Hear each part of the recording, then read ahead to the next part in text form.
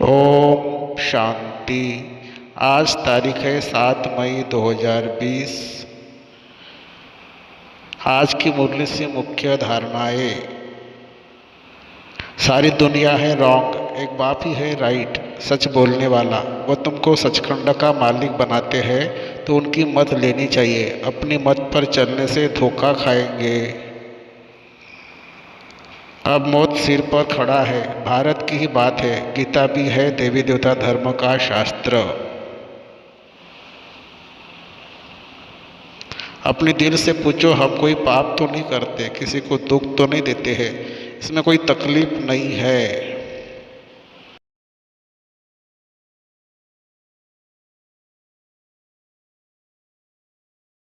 मई 2020 की मुरली है। बाबा कहते, मीठे बच्चे, श्रीमत ही तुमको श्रेष्ठ बनाने वाली है, इसलिए श्रीमत को भूलो मत। अपनी मत को छोड़ एक बाप की मत पर चलो। प्रश्न, पुण्य आत्मा बनने की युक्ति क्या है? उत्तर, पुण्य आत्मा बनना है तो सच्ची दिल से प्यार से एक बाप को याद करो। कर्मेंद्र से कोई भी विकर्म न करो। सबको रास्ता बताओ। अपनी दिल से पूछो, यह पुण्य हम कितना करते हैं। अपनी चेकिंग करो। ऐसा कोई कर्म न हो जिसकी 100 गुना सजा खानी पड़े, तो चेकिंग करने से पुण्य आत्मा बन जाएंगे। ओम शांति। रूहानी बाप बैठ बच्चों को समझाते हैं। यह तो बच्चों को मालूम है कि अभी हम शिव बाबा की मत पर चल रहे हैं। उनकी है श्रेष्ठते, उनके ऊंचे ऊंचे मत। दुनिया यह नहीं जानती कि उच्चते उच्च शिव बाबा कैसे बच्चों को श्रेष्ठ बनाने के लिए श्रेष्ठ मत देते हैं। इस रावण राज्य में कोई भी मनुष्य को श्रेष्ठ मत दे नहीं सकते। तुम अब इस ईश्वरीय मत वाले बनते हो। इस समय तुम बच्चों की पतित से पावन बनने के लिए ईश्वरीय मत मिल रही है। अभी तुमको पता पड़ा है, हम तो विश्व के मालिक थे। ये ब्रह्मा जो मालिक था उनको भी पता नहीं था। विश्व के मालिक फिर एकदम पतित बन जाते हैं। ये खेल बहुत अच्छी रीति बुद्धि से समझने का है। राइट क्या है, रॉन्ग, इसमें बुद्धि की लड़ाई है। सारी दुनिया है रॉन्ग, एक बाप ही राइट सच बोलने वाला है। वह तुमको सचखंड का मालिक बनाते हैं तो उनकी मत लेनी चाहिए। अपनी मत पर चलने से धोखा खाएंगे, परंतु वह गुप्त है भी निराकार। बहुत बच्चे गफलत करते हैं, समझते हैं यह तो दादा की मत है। माया श्रेष्ठ मत लेने नहीं देती है। श्रीमत पर चलना चाहिए ना। बाबा आपको कहेंगे वह हम मानेंगे जरूर, परंतु कई मानते नहीं है। नंबरवार पुरुषार्थ अनुसार मत पर चलते हैं। बाकी तो अपनी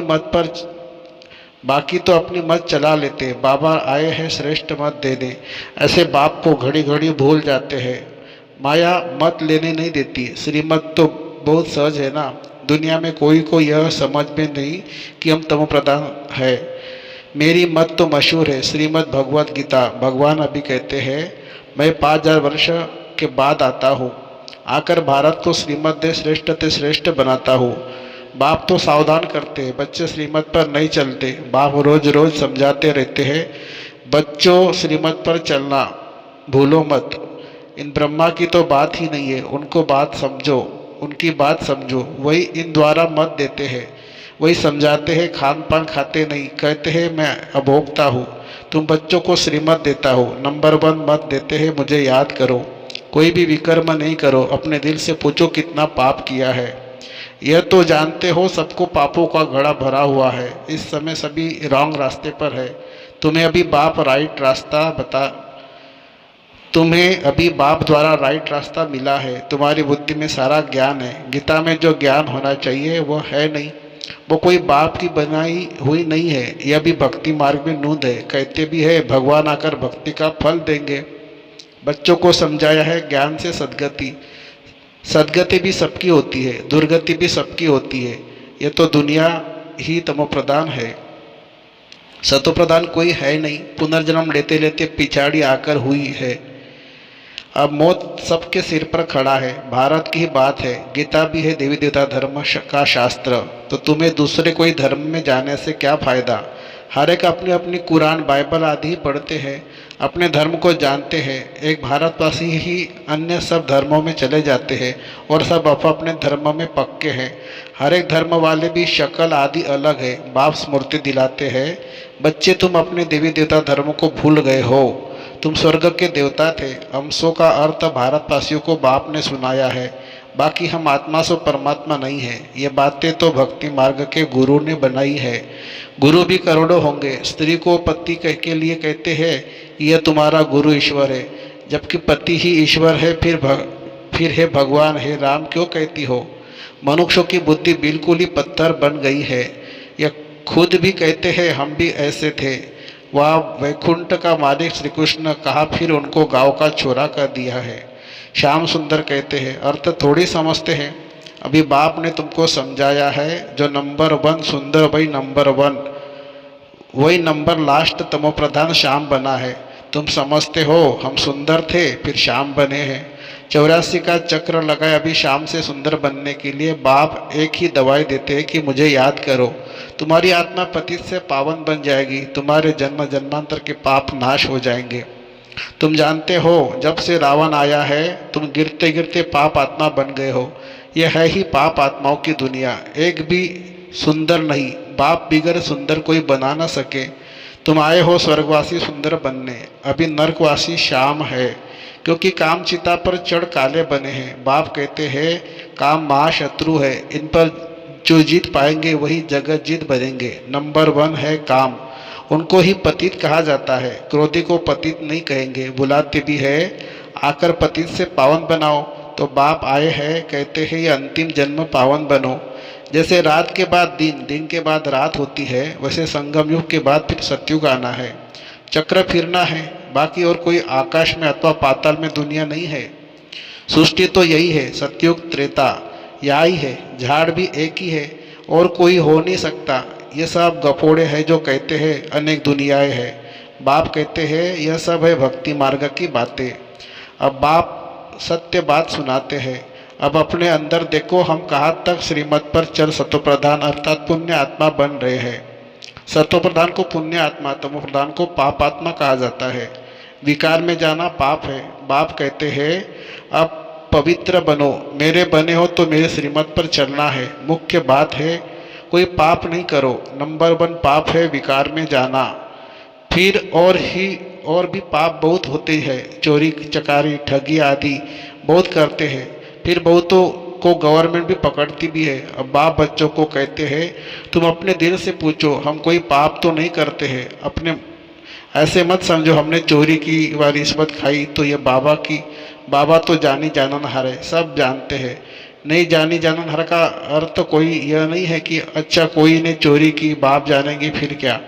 जो चोरी की उसका दंड 100 गुना हो ही जाएगा। बहुत बहुत सजा खाएंगे। पद भी भ्रष्ट हो जाएगा। बाप समझाते हैं ऐसे अगर काम करेंगे तो दंड भोगना पड़ेगा। कोई ईश्वर का बच्चा बनकर फिर चोरी करता है। शिव बाबा जिससे इतना वर्षा मिलता है उनके भंडार से चोरी करता है। यह तो बहुत बड़ा पाप है। कोई में चोरी की आदत होती है, उनको जेल बर्ड कहा जाता है। यह है ईश्वर का घर। सब कुछ ईश्वर का है ना। ईश्वर के घर में आते हैं बाप से वर्षा लेने, परंतु कोई की आदत हो जाती है। उसकी सज़ा 100 गुना बन जाती है। सजाएं भी बहुत मिलेगी और फिर जन्म बाय जन्म डर्टी घर में जाए जन्म लेंगे तो अपना ही नुकसान किया ना। ऐसे बहुत है जो याद में बिल्कुल नहीं रहते, सुनते नहीं है, बुद्धि में चोरी आदि के ख्यालात चलते रहते हैं। ऐसे बहुत सत्संग में जाते हैं, चप्पल चोरी कर लेते हैं। उनका धंधा ही यह रहता है। जहाँ सत्संग होता है वहाँ जाकर चप्पल चोरी कर आएंगे। दुनिया बिल्कुल ही डर्टी है। यह है ईश्वर का घर। चोरी की आदत तो बहुत खराब है। कहा जाता है कख का चोर सो लख का चोर।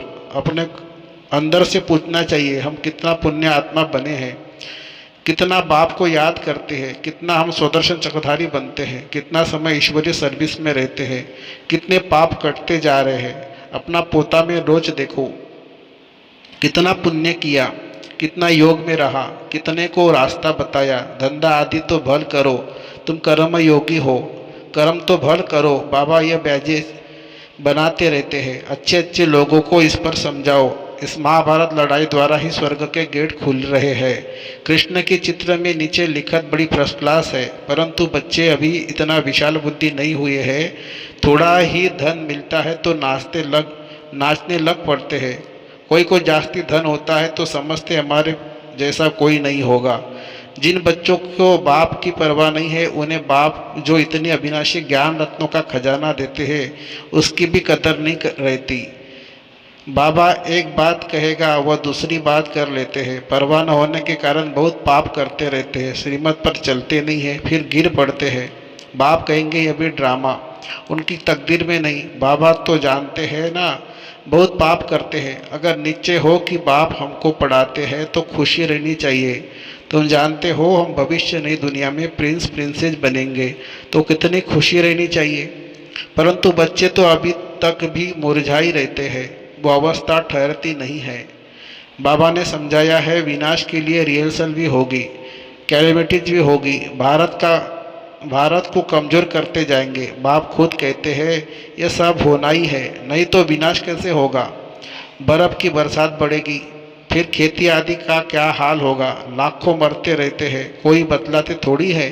तो बाप मुख्य बात समझाते हैं कि ऐसे अपने अंदर जांच करो, मैं कितना बाप को याद करता हूँ। बाबा आप तो बड़े मीठे हो, कमाल है आपकी। आपका फरमान है मुझे याद करो तो एक ही जन्म के लिए कभी रोगी नहीं बनेंगे। अपने को आत्मा समझ बाप को याद करो तो मैं गारंटी करता हूँ सन्मुख बाप तुमको कहते हैं, तुम फिर औरों को सुनाते हो। बाप कहते हैं मुझ बाप को याद करो, बहुत प्यार करो। तुमको कितना सहज रास्ता बताता हूँ पतित से पावन होने का। कोई कहते हैं हम तो बहुत पाप आत्मा है।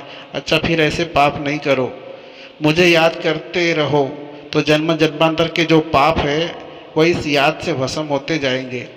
याद की ही मुख्य बात है, इनको कहा जाता है सहज याद। योग अक्षर को निकाल दो, योग अक्षर भी निकाल दो। संन्यास योग को हठ योग तो किस्म किस्म के हैं, अनेक प्रकार से सिखलाते हैं। इस बाबा ने गुरु तो बहुत किए हैं ना।